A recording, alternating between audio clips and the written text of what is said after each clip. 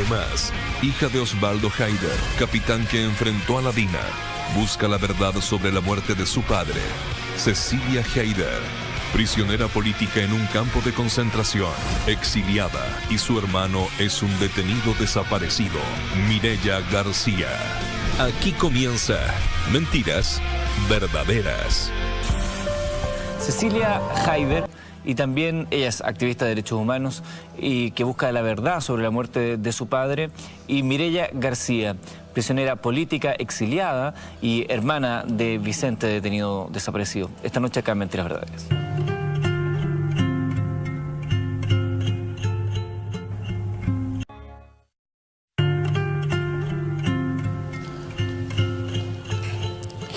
Avanza la noche de este martes 11 de septiembre en Mentiras Verdaderas. Te hemos invitado a ti a participar, a ver si aceptas esta invitación que te hacemos, a hacer una reflexión también junto a nosotros a través de las redes sociales, ese mismo espacio que muchas veces resulta como un campo de enfrentamiento. Te invitamos a hacer una reflexión, a dar un paso, a respirar sereno y tratar de hacer una reflexión. Ahí está, 45 años del golpe MB en nuestro hashtag. Y la pregunta que te hacemos es cómo deberíamos recordar la historia y trabajar en la reconstrucción y reconciliación.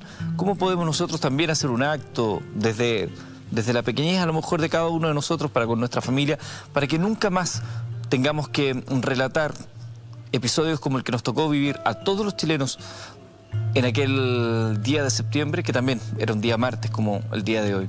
Y queremos conocer dos testimonios más, es por eso que nos acompaña Cecilia Haider, activista de los derechos humanos y causas sociales. ¿Cómo le va, Cecilia? Gusto de tenerla acá. Igualmente. Y también está con nosotros Mireya García, ella es asistente social, dirigente nacional del Partido Socialista, vocera de la agrupación de familiares de detenidos desaparecidos de Chile. Bienvenida también a nuestro programa. Es un día que ha estado marcado por intervenciones de todo tipo, de diversos puntos de vista, miradas. ¿Qué reflexión, cuál es la primera reflexión que les viene a ustedes al recordar 45 años ya de aquel 11 de septiembre, Cecilia? Una reflexión para pensar que es necesario que las nuevas generaciones sepan lo que sucedió, pero no olvidar. Y tampoco que no es porque haya gente que dice que hay que dar la vuelta a la hoja, o como este diputado hoy día que hace una oda al señor Pinochet. Creo de que ella desune más que une. Los niños del 73 estamos acá. Aquí no solamente hubo víctimas como nuestros padres, familiares, detenidos, desaparecidos, ejecutados, también los que sobrevivimos. Nuestras familias se desintegraron. Y es bueno la reflexión de que nunca más vuelva a suceder y que nos unamos todos los hijos de ambos lados. Ojo, aquí no se trata ni de perdonar ni de reconciliarse, sino que se pueda avanzar para que nunca más en Chile haya otra matanza de la mal llamada familia militar. En tu caso, Mireya. Bueno, este es un día particularmente complejo para quienes fuimos reprimidos, fuimos prisioneros políticos, estuve en un campo de concentración. Yo estuve en la isla Griquina con mi padre en 2 oportunidades. Posteriormente, el año 75, mi padre vuelve a estar detenido en Villa Grimaldi, está desaparecido durante 2 meses, posteriormente desaparece el año 77 mi hermano. O sea, esta historia familiar, donde inicialmente éramos 5 personas. Terminó siendo la historia de la tragedia, de nunca más estar juntos, de nunca más poder mirarnos los 5, de nunca más poder compartir en una mesa los 5. Por lo tanto, es un día que nos marcó profundamente, es un día que nos destruyó, obviamente, como sociedad. La herida de Chile ahí está presente, pero como familia hay un dolor que nunca más se superó. Y bueno, mis padres ya se fueron de esta vida sin encontrar a su hijo y seguimos las 2 que quedamos de esta familia tratando de tener cada día más fuerza y más salud para poder seguir adelante junto con nuestra agrupación de familiares detenidos desaparecidos en esta lucha que es eterna. Mireya, ¿tú pensaste en ese momento que lo que se vendría sería tan grave, tan profundo, que habría tanto dolor en los años venideros? ¿Te imaginaste que iba a ser de tal magnitud la intervención? No, además nosotros éramos muy chicos en realidad. Éramos militantes de la Juventud Socialista, pero no teníamos esa ni experiencia previa, que Chile en general no la tenía, excepto episodios de represión muy brutales también. Pero no había esa dimensión de lo que realmente significaba. Pero yo recuerdo que nuestro padre, que era dirigente de la Central Única de Trabajadores, él nos dijo: si hay golpe de Estado, esta familia va a ser reprimida y hay que prepararse para eso. Pero él tenía conciencia. Él tenía la conciencia como dirigente sindical, como trabajador, pero nosotros nunca logramos vislumbrar lo que realmente se venía, y los días posteriores al golpe fueron casi reales. O sea, fue no comprender lo que estábamos viviendo, ni para dónde iba, ni qué hacer. Sobre todo, qué hacer. ¿Cómo nos salvamos de esto? ¿Cómo no terminamos presos? Y bueno, y llegó el momento en que llegó y pasó lo que pasó, independientemente de lo que nosotros quisiéramos distinto, porque ya se había institucionalizado la represión y por lo tanto éramos parte del ojo del huracán, ¿no? Así que, pero el 11 de septiembre no puede no ser un día que duela, no puede no ser un día que te conmueva el alma, no puede no ser un día en que las lágrimas recorran tu corazón, porque obviamente que hay fechas, así como para el día de tu cumpleaños tú recuerdas cosas lindas, sí. En general, para el 11 de septiembre se recuerda todo el dolor vivido. Ahora, yo quiero agradecer al programa algo. Es la primera vez que veo esto, esta escenografía con los rostros de detenidos desaparecidos. Gracias, porque realmente es maravilloso ver a mi hermano ahí, un joven de 19 años al momento de su desaparición.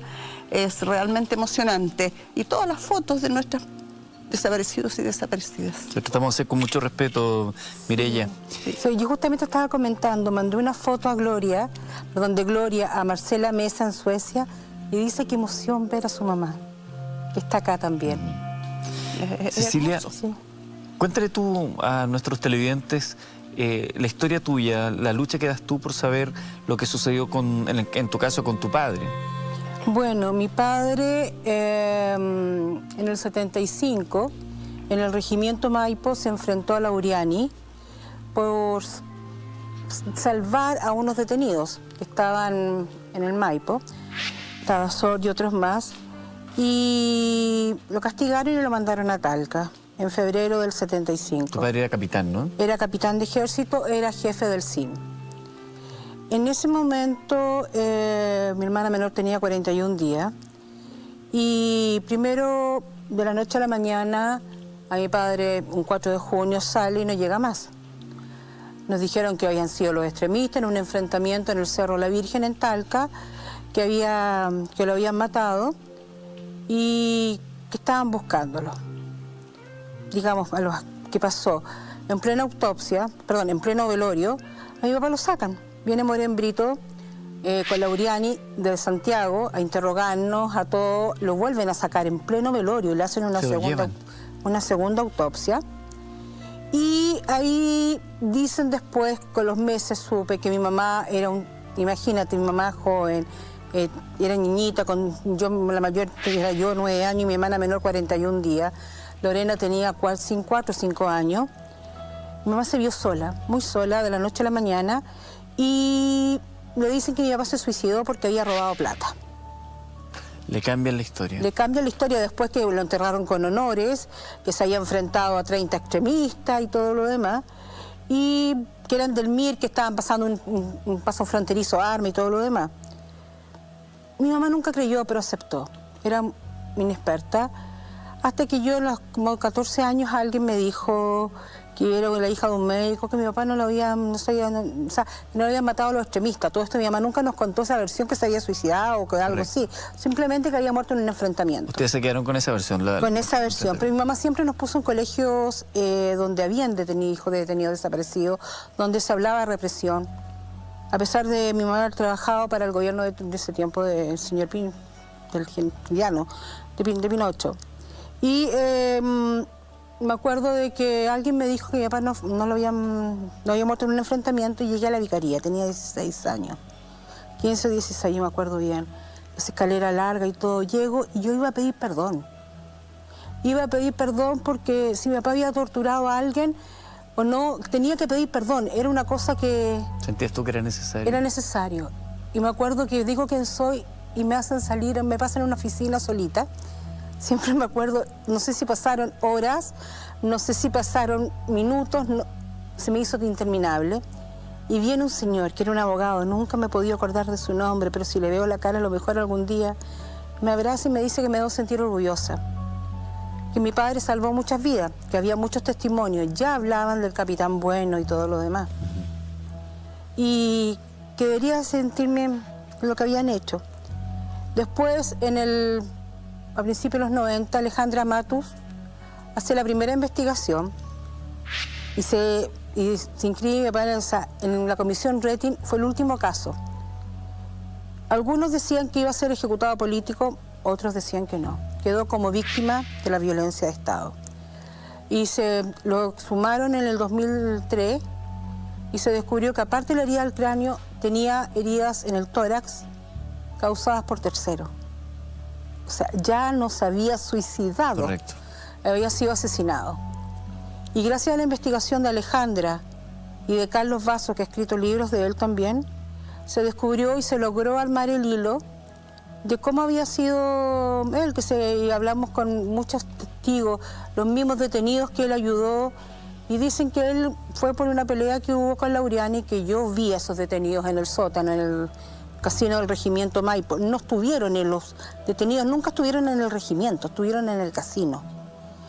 Y que ahí parte de la pelea con Lauriani fue, y lo castigaron y le costó la vida, por dar un trato humanitario a esos detenidos.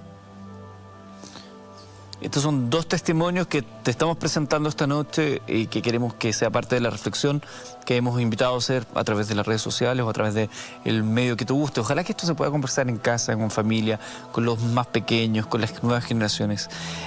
Así como Cecilia nos cuenta el caso de su padre, lo que le toca vivir, estar en pleno velorio, van, lo sacan, versiones contradictorias y después ya de grande enterarse de lo que había sucedido. Mireya García, como algo nos alcanzaba a relatar previamente, te tocó a ti también personalmente ser víctima también de estos vejámenes. ¿Cómo fue tu paso? ¿Dónde te tomaron detenida? ¿Qué te tocó vivir? Me tomaron detenida en Talcahuano y llevada a la base naval de Talcahuano, posteriormente a la isla Griquina, que era un campo de concentración parecido a un campo de concentración nazi, un poco más chico, pero con las mismas características. Y posteriormente las mujeres que quedábamos en la isla Griquina fuimos trasladadas a la cárcel de Tomé, que fue otra experiencia distinta. Y fue una experiencia indudablemente muy dramática para un estudiante de cuarto año medio que todavía estaba pensando que tenía que dar la prueba de aptitud académica para entrar a la universidad y proseguir el proyecto de vida que tenía. Fue también muy dramático encontrarme con mi padre cuando yo llegué a la isla Griquina. Él ya estaba detenido. ¿Cómo fue ese momento? No, fue terrible, fue desgarrador. Yo recuerdo que nos abrazamos y yo lo único que hacía era llorar y ver que mi padre estaba sufriendo por mi sufrimiento. Bueno, dejé de llorar por muchos años. Esa fue la última vez que lloré. Porque sentí que tenía que ser fuerte, porque si no, no iba a poder soportar ser prisionera de guerra y sufrir todo lo que significa ser prisionero de guerra, pero que además tu padre también lo sea. Y que esa situación de padre e hija haya sido además brutalmente utilizada. O sea, cuando torturaban a mi padre me lo mostraban a mí, cuando me torturaban a mí me mostraban a mi padre. Entonces, lo que nosotros vivimos en realidad fue brutal. Hay gente que se niega a creer ese tipo de cosas, que hubo torturas presenciales de padres a hijos y otra serie de vejámenes incluso más horrendos que fueron obligados a cometer entre padres e hijos. ¿Te llevaron a ti personalmente a ver cómo torturaban a tu padre? ¿Qué le hacían? No lo vi yo cuando lo torturaron. Me lo mostraban el estado en que quedaba, que era lo mismo. Es que era casi lo mismo. El estado en que quedaba. y lo mismo le hacían a él conmigo. Y por lo tanto era un dolor indescifrable. O sea, imaginarte lo que le habían hecho a tu padre para que quedara en el estado en que yo lo vi varias veces, es algo que tú no estás preparada para vivirlo nunca, ni para él ni para mí. Era algo que yo no quería verlo así, no quería vivir esa situación, no quería que se volviera a repetir. Yo lo único que quería era que mi padre estuviera bien, que volviéramos a ser la familia que habíamos sido, una familia llena de amor, de compromisos, de cariño, de unión, de fortalezas, pero no estaba preparada para ser prisionera junto con mi papá. Bueno, y como te decía, ahí decidí que dejaba de llorar y dejé de llorar por muchos años. No fue fácil tampoco. Y hacerme fuerte y dejar de ser la estudiante secundaria y convertirme en una prisionera de guerra que sufría permanentemente el maltrato, situaciones vejatorias. Las mujeres siempre vivimos en este tipo de situaciones doble castigo. El castigo que es extensivo a todos, pero las mujeres tenemos la particularidad de ser además siempre vejadas como mujeres. Una experiencia dura, muy dura, pero no más dura que la desaparición de mi hermano, creo, porque nosotros sobrevivimos con nuestros traumas, nuestros dolores, nuestras angustias, nuestras pesadillas, pero sobrevivimos. Mi hermano no sobrevivió. A él lo mataron en la tortura y lo mataron pero en las peores condiciones, en forma brutal, en forma inhumana, en forma que te retrotrae a una condición del ser humano que en realidad deja de ser humano. ¿Cuántos años tenía Vicente? 19 años. 19 años. Y como pregunta Cecilia, yo tenía 17 años. 17 años, claro, estabas en el colegio, cuarto estaba medio. En cuarto medio. ¿Cuánto tiempo pasa desde que detienen a Vicente hasta que muere? Muy pocos días. A mi hermano lo detuvieron el 30 de abril de 1977 y la última vez que fue escuchado en el cuartel Borgoño, donde se supone que estuvieron, fue 15 días después, más o menos. Y te quiero decir algo que puede parecer muy complicado, pero nosotros con mi madre y mi padre siempre lo pensamos así. Entre menos días estuvo en las manos de sus torturadores, menos sufrió. Y él descansó en el momento en que se fue de este mundo. Y se fue desde el primer día con su familia buscándolo, con el amor que recibimos. Lo detuvieron con su pareja, ¿no? Lo detuvieron con su pareja, se habían casado el día antes. Y tuvo, bueno, yo creo que él también tuvo la fortaleza, así como la tuve yo, por lo que recibimos como valores familiares para soportar todo. Pero a él lo iban a matar, porque él era un militante clandestino del Partido Socialista. Y cuando lo detienen para matarlo, pero para matarlo en la tortura. Y vaya que duele, y vaya que duele. Mireya, estamos con Mireya García conversando también con Cecilia Heider. En el caso de tu hermano, tú dices que a él lo detienen para matarlo, porque él tenía esta condición de militante clandestino. ¿Cómo se enteran ustedes que finalmente tu hermano ha muerto y las condiciones en las cuales murió, y si pudieron rescatar su cuerpo, poderlo enterrar? Por testigos de sobrevivientes. Por eso supimos más o menos los días que él estuvo con vida y por eso sabemos lo que le hicieron. Es la única forma de enterarse, porque no ha habido nadie que... Nadie que reconozca nada, nadie que se haga responsable, nadie que asuma este crimen. Nosotros no hemos encontrado a nuestro hermano, y te digo hoy día nuestro hermano porque quedamos las dos hermanas solamente. No lo hemos encontrado, no, nadie dice nada. Es impresionante cómo se niegan los hechos, impresionante cómo se miente en los procesos. No se asume absolutamente nada. Y obviamente que encontrarlo, o al menos saber dónde dejaron el cuerpo de mi hermano, sería sería poder respirar con un poco más de tranquilidad, pero sobre todo que haya justicia. Yo no acepto que en el caso del asesinato, de la desaparición de mi hermano, de la disposición de su cuerpo en cualquier lugar de este país, no haya justicia. Tiene que haber justicia. La justicia es un mecanismo que las sociedades civilizadas tienen precisamente para sancionar los delitos, y este es el delito más grave que se puede cometer en contra de la humanidad. Son delitos contra la humanidad, y por lo tanto tienen que ser fuertemente sancionados, porque esto no lo podemos vivir, no lo pueden vivir tus hijos hoy día, no lo pueden vivir, no lo pueden vivir las nuevas generaciones. Nunca más se puede vivir tanta brutalidad junta. No se puede aceptar el crimen como la fórmula a través de la cual se resuelven los problemas políticos. No, los problemas políticos se resuelven con debate, con discusión, con diálogo, con contradicciones también, pero se resuelven civilizadamente. No puede ser el crimen la fórmula. Tenemos que hacer una pausa esta noche acá en Mentiras Verdaderas y ya seguimos conversando de esto y más acá en la red.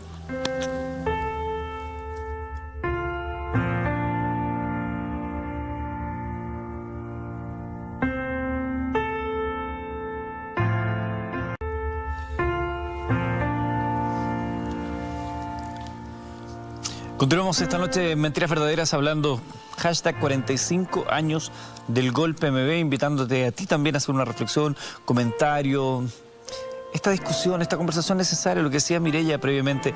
No queremos que esto le pase a nuestros hijos, no queremos que le pase a un ser querido, no queremos que le pase a nadie lo que nos tocó vivir hace 45 años. Pero para eso hay que hablarlo, hay que conversarlo. No se trata, como algunos podrían pensar, de tratar de revivir heridas. No. Porque revivir heridas significa que heridas que estén muertas, que estén zanjadas, y lamentablemente acá hay heridas que siguen vivas. Ustedes son dos ejemplos más de aquello. Quizá usted no lo puede terminar de entender, pero hay que hacer un ejercicio de empatía y entender lo que significa haber vivido la experiencia que tiene Cecilia, que tiene Mireya, y que son solo dos ejemplos más dentro de tanto sufrimiento, de tanto dolor que se vivió en nuestro país. Por eso queremos instalar este tema, y lo hemos hecho durante esta semana, y lo hemos hecho el día de hoy, para que usted también lo converse en su casa. Yo creo que eso nos hace muy bien, conversar las cosas, no tratar de tapar el sol con un dedo. Cecilia nos contaba del caso de su padre, cómo le cambia la historia. Tú ya estabas más grande, tenías conciencia, ibas a la vicaría a ofrecer disculpas por lo que potencialmente pudo haber hecho tu padre como capitán de ejército, y sin embargo te terminas enterando que tu padre terminó salvando a algunas personas, era el capitán bueno, como le llamaban. ¿Qué significa eso? ¿Qué genera ese cambio de ficha finalmente en tu existencia, en una etapa clave de tu vida? Rebeldía, desadaptación social. Muchas veces maldije. ¿Por qué salvó vidas y arriesgó su vida por dejarnos solas? ¿Acaso no pensó en nosotras? Pero con los años, al conocer a Marcela Mesa, a Evelyn Gamboa, a conocer a Carlos Maureira y a tantos otros, a Sandra y a tantos otros hijos de detenidos y ejecutados políticos, me siento orgullosa del padre que tuve, que salvó vidas, pero aprendí a conocer la parte humana. Todavía no me adapto, pienso si estuviera él, pero estoy tranquila. Mi padre fue un héroe, y eso para mí es suficiente. Cecilia, tú también, en lo personal, tienes que luchar hoy en día por tu propia salud. Sí. Estás luchando por un cáncer, con un lupus. Y aparte un lupus tengo y otras enfermedades más. ¿Tendrán alguna relación? Hay gente que dice que las enfermedades son de pena. Otra gente dice que son el karma que uno lleva. No lo niego, tengo 2 hijos, ya que más o menos pasando la adolescencia. Lo pensé, que porque yo me dio estas enfermedades raras que no son compatibles, soy refractaria a todos los medicamentos y todo lo demás. Pero todo pasa por algo. Desde que estoy enferma, ya hace del 2010, me convertí en una lucha, primero por la salud, después por la cannabis medicinal y ahora por volver a los derechos humanos. Y eso me demuestra que todo es por algo.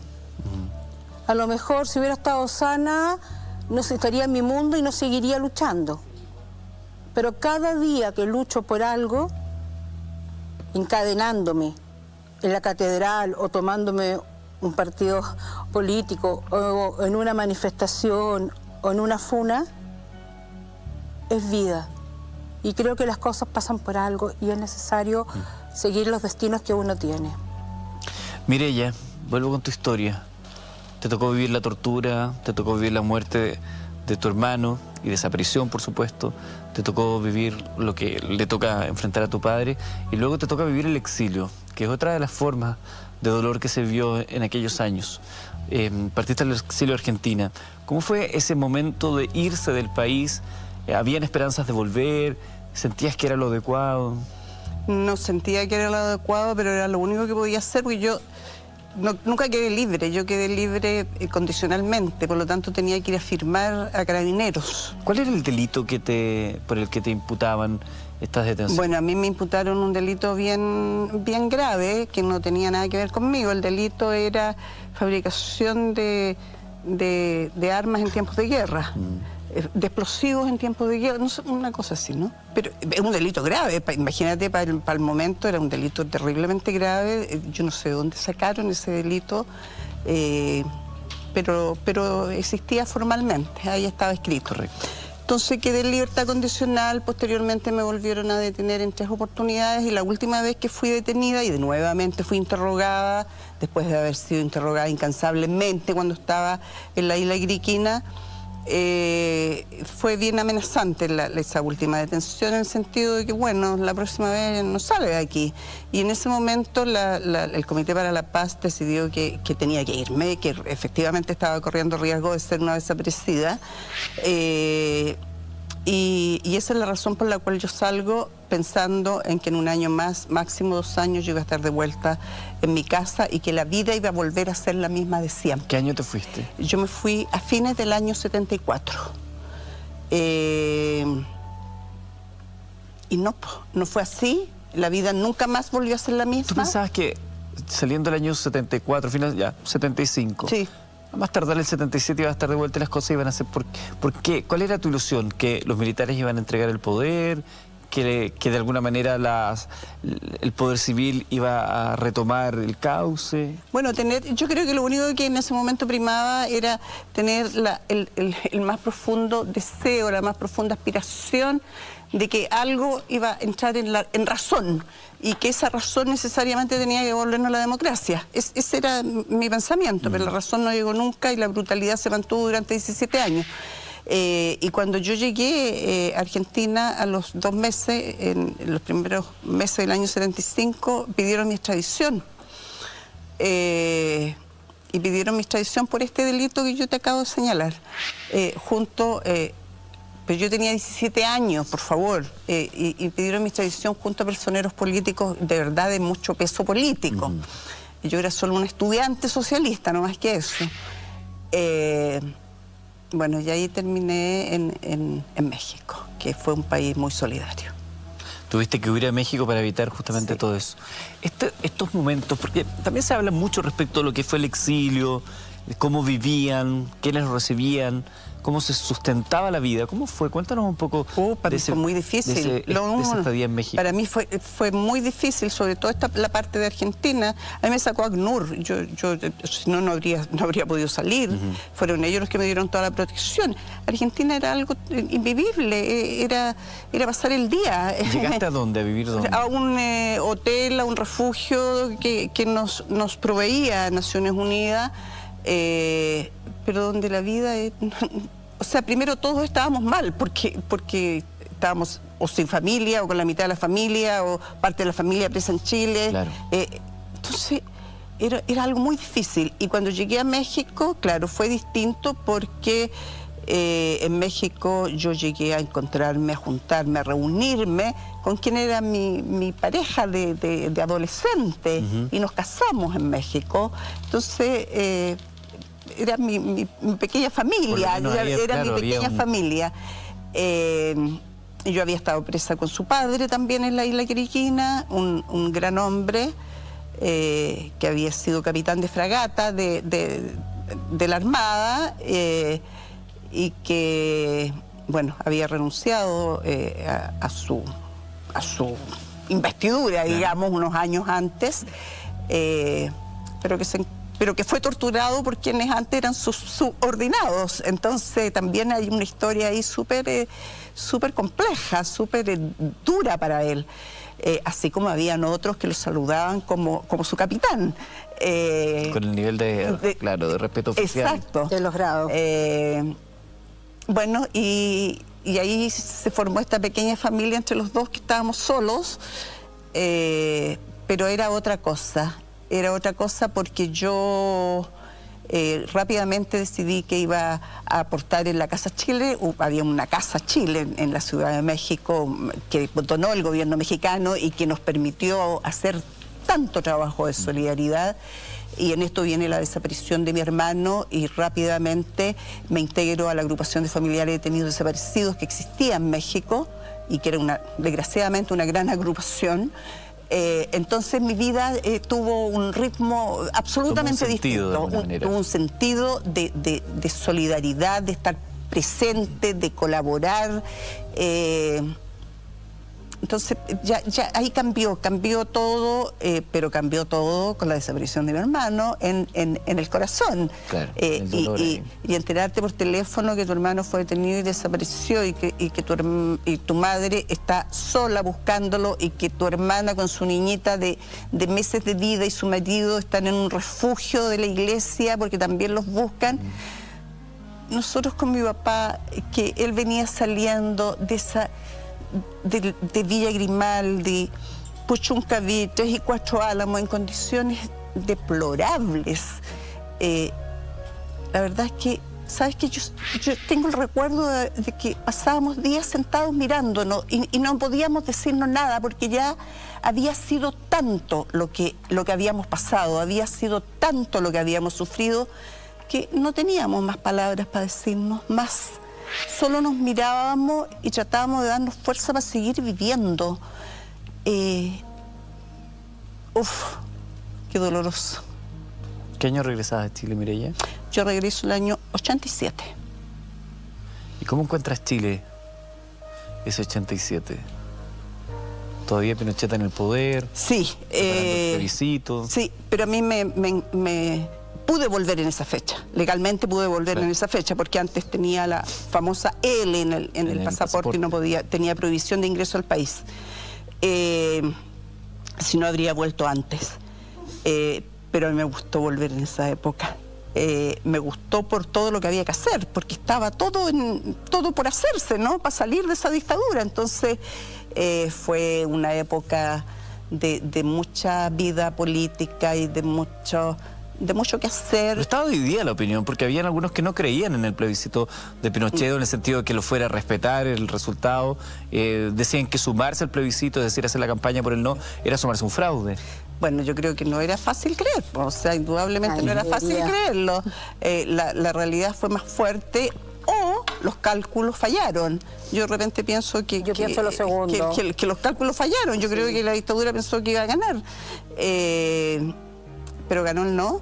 Felizmente salimos de esa larga noche oscura de terror y dolor que se mantiene hasta el día de hoy para tantas familias, para tantas anónimas, para tantas que ni siquiera conocemos, no sabemos cómo vivieron, y para tantas otras que sí sabemos cómo vivieron la represión, y que resulta desgarrador conocer cada historia. Pues si esto es mucho, a mí me gustaría tener la capacidad de poder mostrar caso por caso, que no quede ninguna fuera. Siento que sería la mejor reivindicación a todos los nuestros. Porque hay tanta historia atrás. Perdón, Cada Mireya, familia. sin contar que muchos ya no tienen familia. Así es, Que los reclamen. No tienen nadie que los reclame, que los llore. Exactamente, ya no que tienen los más recuerde. familia y algunos ya prácticamente pasaron al olvido. Eso es cierto. Y eso no puede. Si estamos hablando de memoria, hay que hacer algo. Nosotros somos la voz de algunos. Y sin contar los anónimos, como dice Mireya, pero faltan los que no tienen familia. Y eso también necesitan tener una voz que los represente. A propósito de memoria, la historia de tu papá entiendo que va a ser llevado a un libro. Sí, por Carlos Vaso, fin de año. Carlos Vaso, perfecto. Carlos Vaso.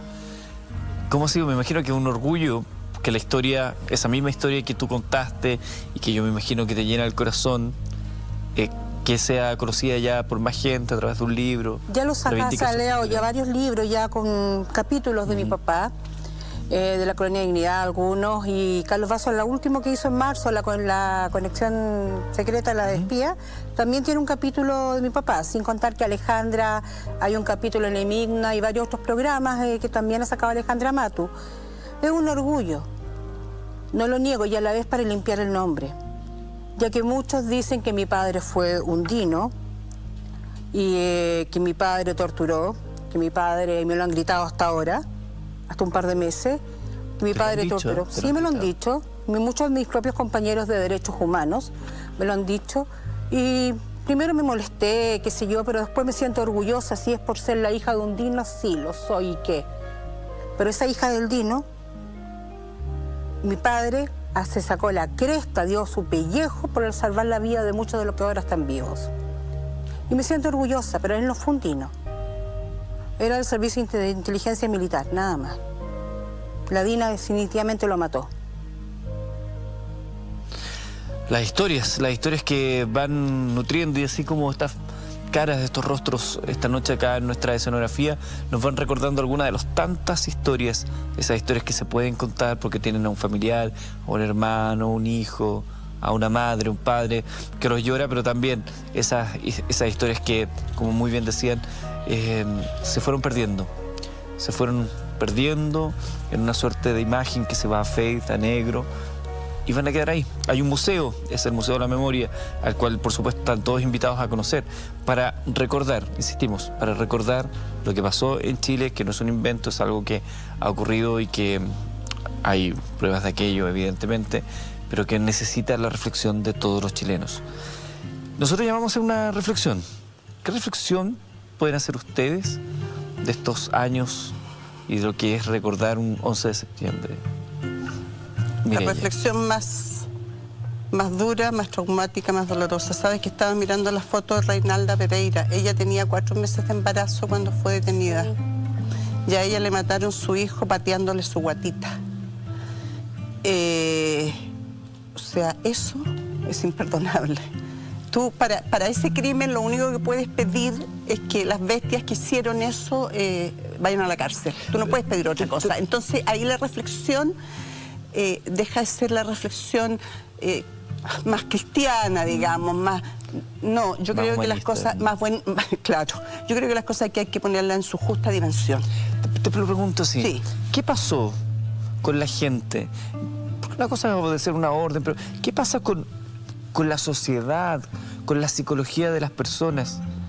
Que pasamos a ese nivel de violencia, que una mujer embarazada le maten a su bebé en su vientre a patadas, algo que es descabellado. ¿Qué pasa? Siempre fuimos así de enfermos, teníamos esa maldad instalada en nuestro corazón y faltó algo que lo gatillara. Era un volcán que estaba ahí a punto de hacer erupción. ¿Qué sucede? ¿Por qué de pronto nos llenamos de situaciones tan terribles? Porque cuando uno lee los análisis de lo que se hizo, es terrible. Pero yo creo que no solo maldad, Eduardo, yo creo que hay maldad, que hay perversidad, que hay una idiosincrasia violenta, pero también hay una escuela de las Américas donde se formaron estos personajes y también hay una ideología donde nosotros éramos mirados como el enemigo interno. Y tú sabes que la formación militar define enemigos y los define como enemigos a liquidar, a exterminarlo, porque es un peligro. Aquí a matarlos para dar un ejemplo que no se van a volver a rebelar. Hay que exterminar el enemigo. Esa es la meta. Entonces, claro, esto tiene varios componentes, pero es difícil entenderlo. O sea, es difícil entender la forma en que finalmente mataron a muchos de los nuestros. Inclusive es que niños. narrarlo te parte el alma. Es demasiado fuerte, es demasiado irracionalmente violento, es demasiado perverso lo que hicieron, perverso. Entonces, yo creo que todos estos elementos, y por eso ha habido durante años, yo un periodo también participé, no más Escuela de las Américas. O sea, ¿cómo vas a llevar a tus soldados que se supone que tú financias, el Estado financia para que defiendan el país? ¿Cómo los vas a llevar a formarse para que después repriman a su propio pueblo, para que maten a sus propios compatriotas? ¿Pero de qué país? ¿De qué guerra? ¿De qué guerra? Si Chile hace cuántos años que no está en guerra. ¿Gastar plata para eso? Cuando se habla de la misma derecha, la UDI habla de los niños del Sename, ¿de dónde están? Inviertan esa plata que le dan al ejército en los mejores hogares, en colegio, en salud. Ya una vez por todas tenemos una memoria sangrante. ¿Tú sabes cuántos detenidos desaparecidos han sido identificados? ¿Cuántos? No alcanzan a los 1.200 y tantos, no alcanzan. Y son fragmentos la mayoría. Y eso que se cree que hay una cifra mayor. ¿Cuántos niños fueron ejecutados? Hoy día salió el caso de la... Ojo, del otro lado también. La hija de un torturador que también fue torturada. Están los hijos. Yo entiendo a Mireya, ella habla de la parte, yo hablo de la parte de los hijos. No podemos aguantar que sigan siendo esta impunidad. Los señores viejitos que ahora piden perdón y que están viejitos que piden que por favor los dejen libres, que vayan a sus casas, ellos no pensaron. Ellos simplemente ahora dicen que no saben nada, es mentira. Ellos dicen que ahora no quieren dar información. ¿Y qué están esperando? ¿Con cómo van a salir si son criminales de lesa humanidad? Si mataron cuando joven, ¿por qué no lo pueden hacer ahora que están viejos? ¿Tú crees que Mireya va a poder andar en la calle y ver a su señor que lo torturó al frente de ella? ¿Tú crees que yo voy a poder salir a la calle y ver al asesino de mi padre? ¿Al mismo que me pescó y que me amarrió en el sótano, casi me torturó en el sótano del Maipo? No. Mientras que no haya información, no hay libertad. Está claro. Aquí no se trata de perdón y no reconciliarnos. Yo quiero que las futuras generaciones, yo quiero que mis hijos, mis nietos, caminemos juntos con los hijos y los nietos de ellos, pero por un camino del nunca más. Aquí no se puede pedir perdón y reconciliación mientras que no sepamos hasta el último dónde están los detenidos desaparecidos y quién mató y torturó a tanta gente. Ellos no van a dar información, pero sí que quieren de todo. Le estamos pagando jubilación. Tú sabes la cárcel que están, ¿no es cierto? Una cárcel de lujo, tienen de todo. Se enferman, ellos no mueren en el hospital penal, ellos mueren en un hospital castrense, con todos los lujos. Cosa que ninguno de nuestros familiares lo tuvieron. Y yo digo nuestros familiares porque hablo a nombre de varios que no están acá, que no tienen la voz. Ellos murieron sin un médico y la única vez que lo vio un médico era para decirle cuánto torturen. No podemos aguantar esto. Ahora la Corte Suprema los deja libres porque había un resquicio. Tú sabes que el año pasado nosotros nos encadenamos con el Colectivo contra el Olvido y otras agrupaciones en la sede de la DC denunciando que en la Comisión de Constitución y Ética estaba Marisol Turres, hija de un genocida, haciendo un proyecto de ley para darle beneficio a los gente de Punta Peuco, a los criminales, a los asesinos. Denunciamos, ¿qué pasa si no hubieran tomado en cuenta en esa época? El año pasado, en junio, que no hubieran tomado en cuenta cuando nos encadenamos, ¿se hubiera podido cambiar algo de la ley? Y no dejarlos libres. Imagínate la cantidad de cosas que hemos hecho nosotros también, en 45 años y nunca, es que no va por el lado de cuántas cosas se hacen o cuántas cosas no se hacen. Va porque aquí hay un poder que no ha tenido la capacidad. Voluntad política. La capacidad y la voluntad política para decir el camino para que este país se reencuentre tiene que ver con saber dónde están las víctimas desaparecidas y tiene que ver con sancionar los delitos. Y además reparar y además contribuir a la memoria y a la educación en derechos humanos. Y tenemos que adecuar nuestra legislación para que eso se cumpla y para que nadie encuentre por aquí, por allá un subterfugio para dejar libre, para media prescripción, para lo que sea. Y aquí luchamos contra el tiempo, ¿no? Y además luchamos contra el tiempo, que es horrible. Pero además quiero hacer una precisión. Los detenidos desaparecidos encontrados son el 10%, o sea, alrededor de 100 detenidos desaparecidos, no son 1000. Los 1000 y tantos son desaparecidos, el número total de víctimas, ¿ya? 126, perdón. 126 claro, han sido hallados, como te decía Rina. Claro. Rina relataba muy bien qué es lo que se encontró de su esposo. Un huesito del talón. Un huesito del talón de este porte y con eso lograron determinar la identidad de quien fuera su marido en aquel entonces. Perdón, tú sabes que Otto Trujillo estaba en Colina 1. salió libre hace menos de 15 días.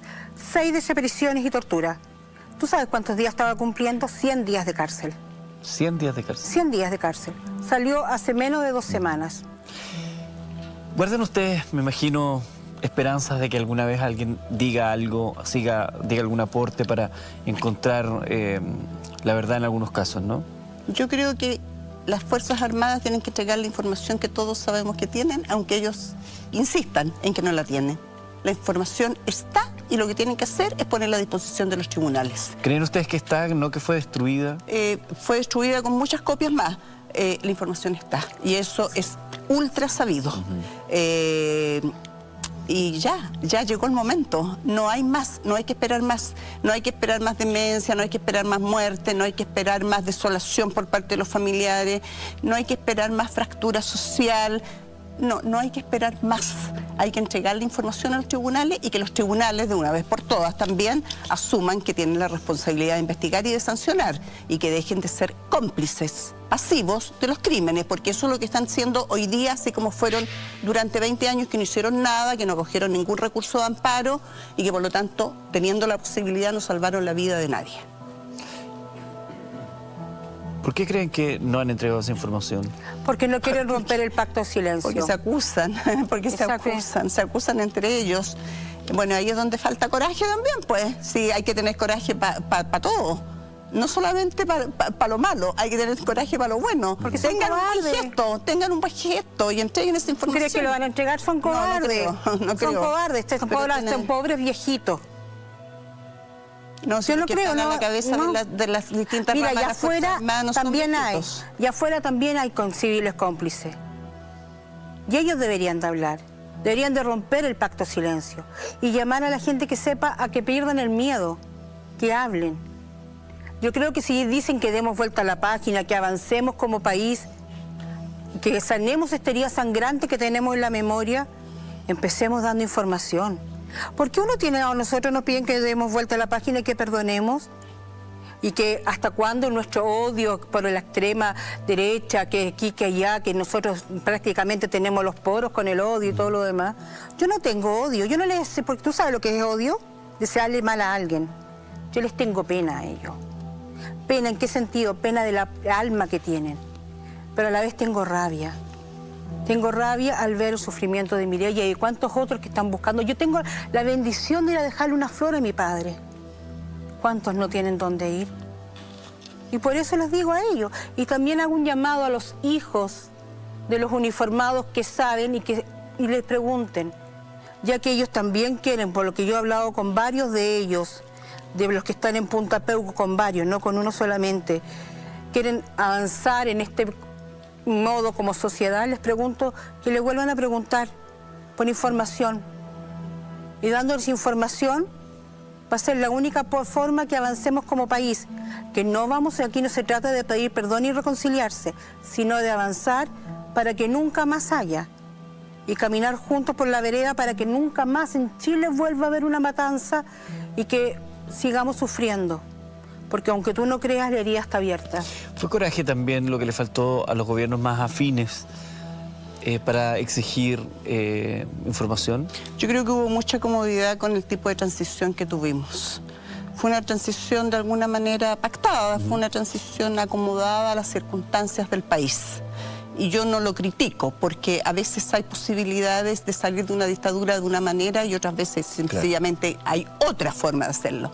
Lo que sí critico es que nos hayamos quedado en la comodidad de no hacer lo que había que hacer, porque en realidad hoy día no debiésemos estar conversando sobre lo que no se ha hecho, debiésemos estar conversando sobre lo que se ha hecho y sobre lo que se ha logrado y sobre lo que se ha avanzado. Y claro, ahí los gobiernos, todos, los concertación, derecha, nueva mayoría, todos tienen responsabilidad en no haber sido proactivos en la búsqueda de caminos que llevaran, no a solución, si esto no tiene solución, pero sí avanzar en aquellas situaciones en que los distintos poderes del Estado actúan, porque si no, ¿para qué tenemos poder del Estado? Nos quedan solo 4 minutos. Consulta. ¿Sabes tú que aquí nosotros nos inculcaron que todo era la medida de lo posible? Sí, claro. Acá no hay una democracia. Yo no conozco la democracia.